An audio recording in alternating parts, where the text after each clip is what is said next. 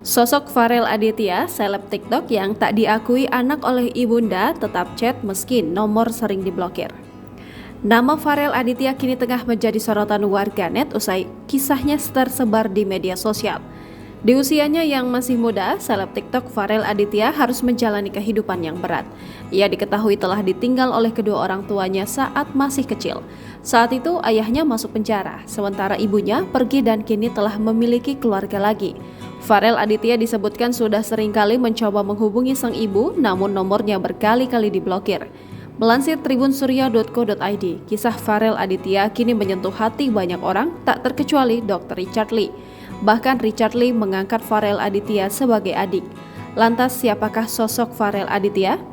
Farel Aditya kini berusia 17 tahun, ia tinggal di Batangkuis, Medan dan bersekolah di SMA Al-Masdar. Adapun diketahui jika Farel merupakan anak yang berprestasi di sekolahnya. Hal ini bisa dilihat dari salah satu video TikTok miliknya yang memperlihatkan sejumlah piala. Tak hanya itu, Farel juga diketahui merupakan tulang punggung keluarga. Ia mendapatkan penghasilan dari media sosial khususnya TikTok. Pada YouTube Dr. Richard Lee, Farel rupanya mulai berusaha mencari tahu soal orang tuanya saat duduk di bangku SMP kelas 8. Farel mengaku mendapatkan nomor sang ibunda dari budenya. Usai berhasil menghubungi ibunya, Farel merasa senang sekali. Ia mengaku disambut baik sang ibu di chat tersebut. Namun kebahagiaan Farel hanya bertahan sebentar, lantaran ibunya kemudian memblokir nomornya.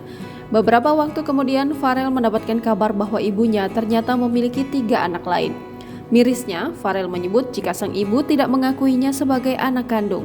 Semenjak saat itu, meski selalu diblokir nomornya oleh sang ibu, Farel tak pernah berhenti mengirimkan pesan kepada ibunya.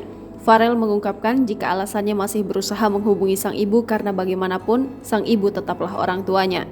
Farel merasa tak bisa jika harus marah sampai merasa dendam kepada sang ibu.